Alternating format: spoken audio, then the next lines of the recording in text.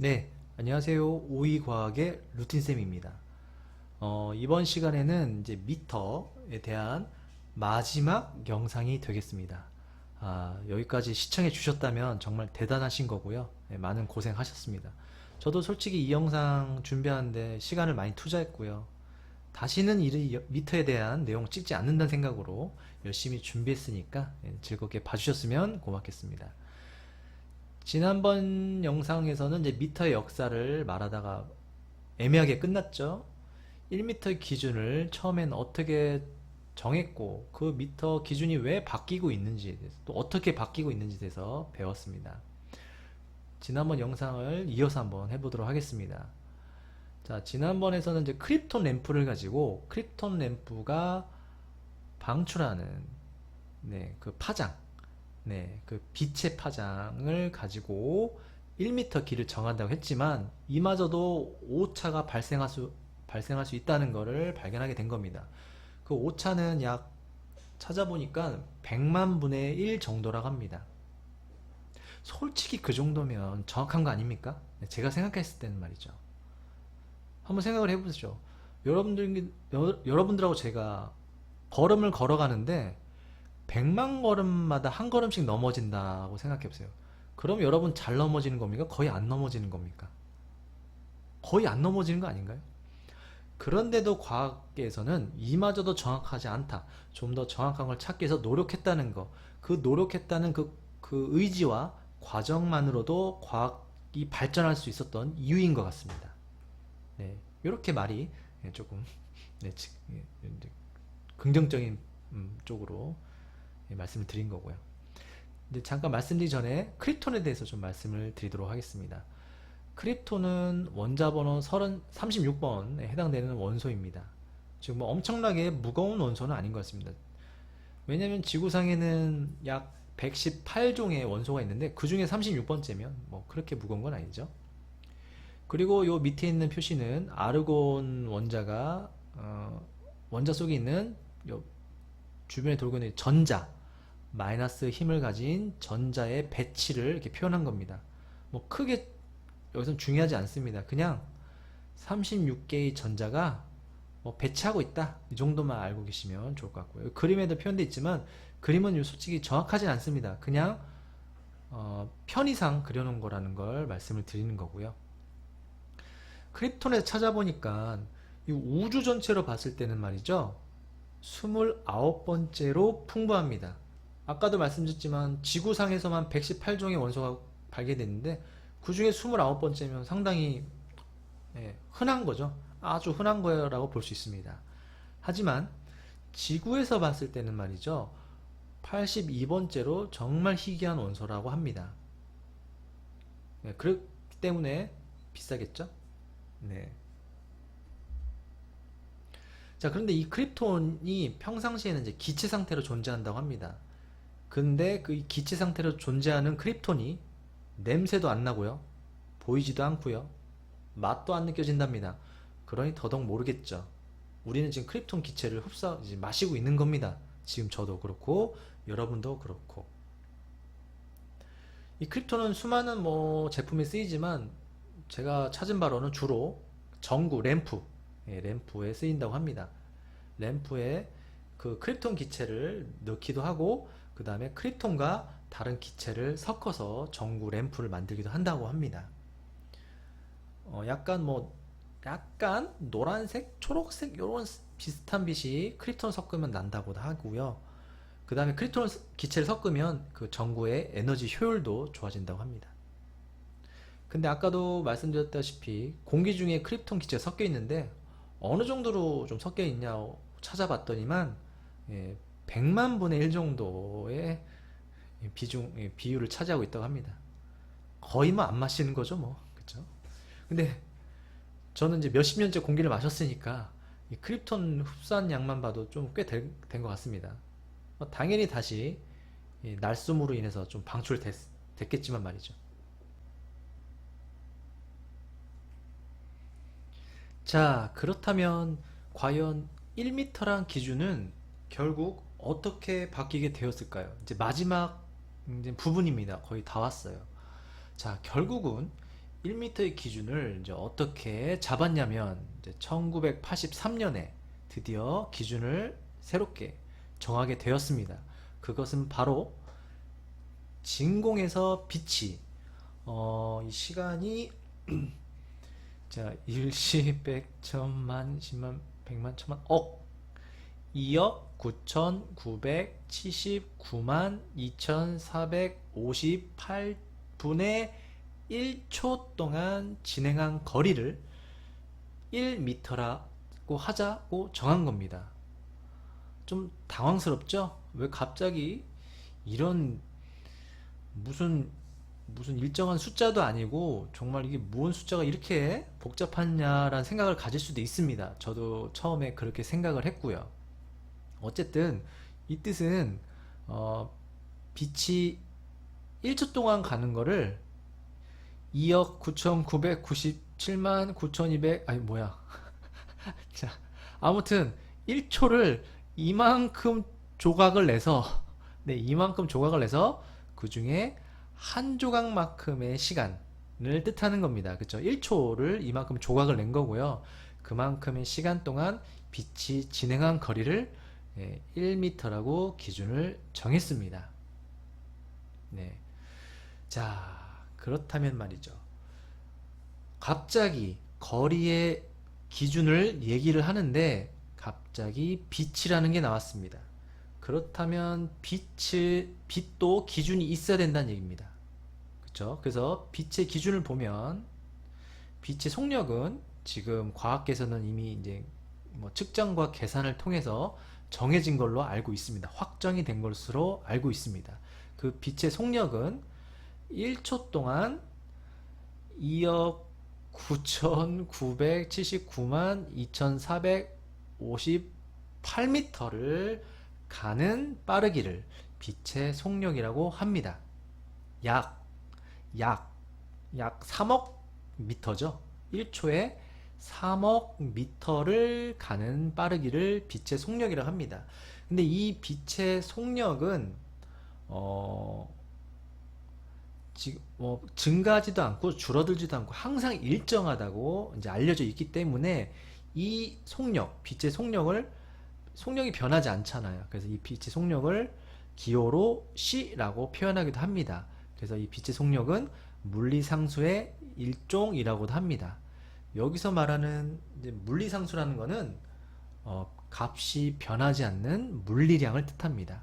우리가 뭐 물건의 움직임을 표현할 때 있어서 언제나 봐도 변하지 않는 그 측정값을 물리량이라고 하고 빛의 이 속력은 변하지 않는 물리량이기 때문에 고정으로 이제는 우리 과학에서 이제 문제를 풀 때 사용하기도 하고 항상 빛의 속력은 이렇다라고 기준을 말할 수 있는 겁니다. 저는 이제 이걸 조사를 하면서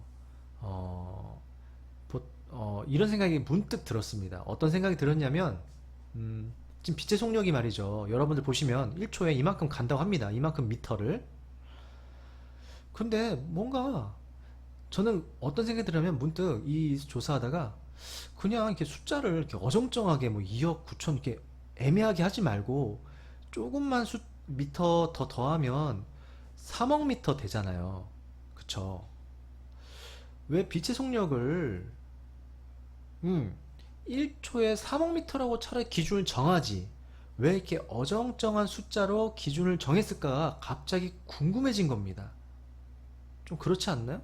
우리가 뭔가 기준을 정할 때는 이렇게 똑 떨어지는 숫자를 좀 가지고 기준을 정하기 마련인데 요새는 말이죠. 예전에는 뭐 이렇게 딱 떨어진 숫자를 가지고 기준을 정하지 않았지만 요새는 다 그렇게 이제 바뀌고 있는 이제 추세죠. 그게 더 계산이 편하니까 그 단위 변환도 쉽고 말이죠. 그래서 제가 찾아봤습니다. 왜 1초에 빛의 속력을 3억 미터라고 안 하고 저렇게 어정쩡한 2억 9천 얼마 이 정도의 빠르기를 빛의 속력으로 정했는지 말이죠. 찾아보니까 우리가 이제 1m의 기준을 이전에는 이 빛의 속력을 가지고 기준을 말하기 전에는 전 영상에서도 보셨겠지만 백금, 이리듐, 원기 그쵸? 백금, 이리듐, 합금으로 만든 그 막대기를 가지고 1m를 기준을 정하기도 했고, 그 다음에 크립톤이 내는 빛의 파장을 가지고 그 거리를 정하기도 했죠. 그 정한 거리와 동일하게 맞추기 위해서 빛의 속력을 이렇게 2억 9초 이렇게 이렇게 어정쩡한 빠르기로 정했다고 합니다. 예, 기존 거 기준을 완전히 또 바꿀 수도 있지만 뭐 몇십 년 아니면 몇백 년 동안 이렇게 정해진 그 기준을 함부로 이렇게 확 바꾼다는 건 조금 혼란이 있을 수도 있고 뭐 그렇기 때문에 제 생각입니다. 그렇기 때문에 아마도 예전에 그 1m의 기준을 계속 맞추기 위해서 이렇게 빛의 속력을 이런 숫자로 정한 겁니다. 보통은 이제 빛의 속력을 1초당 미터로 계산 안 하고 워낙 멀리 가기 때문에 킬로미터로 환산하죠. 그래서 1초당 30만 킬로미터를 가는 빠르기를 빛의 속력이라고 합니다. 즉 지구 7바퀴 반 정도가 30만 킬로미터죠. 지구 한 바퀴가 4만 킬로니까 4만 킬로미터니까 7바퀴 하면 4, 7, 28, 28만 킬로에서 조금 더 가면 30만 킬로미터죠. 그래서 반 바퀴 더 가면 그쵸? 그래서 지구 7바퀴 반이 1초 동안 빛이 갈 수 있는 거리라고 얘기를 하는 겁니다. 근데 만약 뭐 예전 백금, 이리듐, 원기 기준을 무시하고 1초당 30만 킬로미터 1초당 3억 미터를 가는 빠르기로 빛의 속력을 정했다면 지금 1m의 기준이 1m당 0.7mm 짧아진다고 합니다. 네, 또 그러면 또 1m의 기준이 또 달라지겠죠. 그래서 계속 쓰던 대로 유지하는 게 아마 나을 것 같아서 이렇게 정한 것 같습니다. 자, 근데 우리가 예전에 뭐 이 미터의 기준을 처음에 초기에 정할 때 다른 기준이 들어오면 좀 혼란이 있거나 조금 맞지 않을까, 틀리지 않을까라는 얘기를 한 적이 있었는데 1편 영상에서 말이죠. 그런데 여기서는 거리의 기준을 왜 빛의 빠르기를 가지고 기준을 정했냐면 빛의 속력을 아까도 말했지만 고정값으로 정의를 내렸기 때문에 1m의 정의를 쉽게 내릴 수 있었던 겁니다. 지금은 말이죠. 자, 빛의 속력은 1975년에 빛의 속력이 정해졌다고 합니다. 그런데 1m의 기준은 1983년에 바뀌었으니까 네, 빛의 속력이 정해졌다는 걸 이제 어느 정도 확실히 이제 인지한 이후에 그 빛의 속력을 가지고 1m의 기준을 정한 것 같습니다.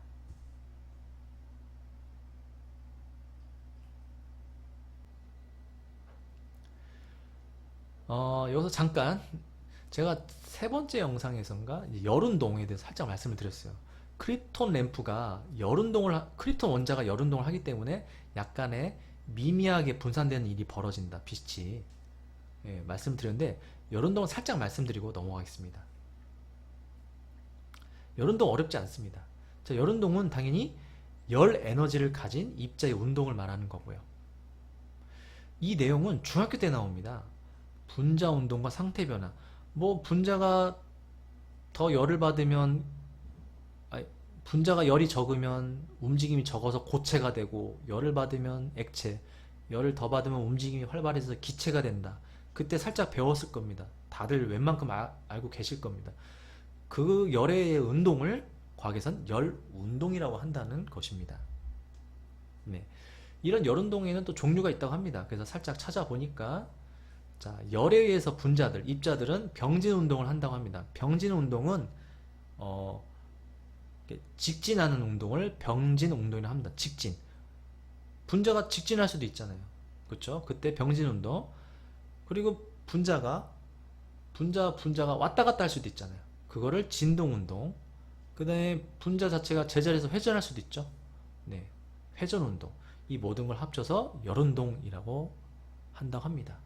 그런데 이 열 운동이 열에 의해서 분자 움직임이 멈추게 되는 온도가 있습니다. 이 온도를 과학에서는 절대온도 0켈빈이라고 합니다.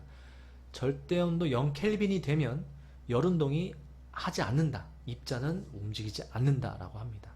네, 이렇게 여론독에서 아주 살짝 말씀을 드린 거예요. 네, 드디어 마지막입니다. 결국 자, 1m의 뜻을 정하고 만들기 위해서 수많은 과정과 노력이 있었고요. 이 1m는 다시 한번 정의를 말씀을 드리면 미터법에서 여러 도량형이 있지만 도량형 중에서 미터법이란 도량형이 있습니다. 미터법에 사용하는 길이의 단위가 바로 미터이고요. 현재 국제 단위계의 기본 단위도 미터고요. 도량형의 하나가 바로 미터입니다. 여러분들은 오늘 몇 미터 걸으셨나요? 미터라는 건 살면서 참 많이 쓰죠. 네. 왜냐하면 미터는 우리 대부분 큰 한 걸음, 어른이 걷는 큰 걸음걸이 한 폭이 거의 1m이기 때문에 미터를 안 쓰는 일은 거의 없습니다. 그쵸? 뭐 책상의 길이를 잴 때도 뭐 1. 몇 미터, 뭐 침대 길이를 잴 때 뭐 여러 가지 미터가 활용되고 합니다. 이 미터에 대해서 궁금해서 처음 찾아보게 된 게 한 달 전인데 제가 이 미터 이제 딱 종점까지 오게 됐습니다. 여러분들 밑에 대해서 이제 궁금하지 않으셨더라도 어느 정도 좀 궁금증이 해소되셨을 거라 생각이 듭니다. 뭐 혹시나 뭐 다음에는 뭐 킬로그램의 뜻을 찾아주나요? 뭐 1초의 뜻을 찾아주나요? 하겠지만 안 찾을 겁니다. 네, 너무 힘들어서 말이죠. 그냥 미터 뜻으로 찾는 것만으로 저는 만족을 하도록 하겠습니다. 여러분이 이런 거 아셨으니까 뭐 더 궁금하시면 뭐 시간이나 뭐 질량의 단위가 어떻게 더 제정이 됐고 변화가 일어났는지 그거 찾아보는 것도 아마 공부에 도움이 많이 될 것 같습니다. 오늘은 여기까지 하겠습니다. 다음에 만나요.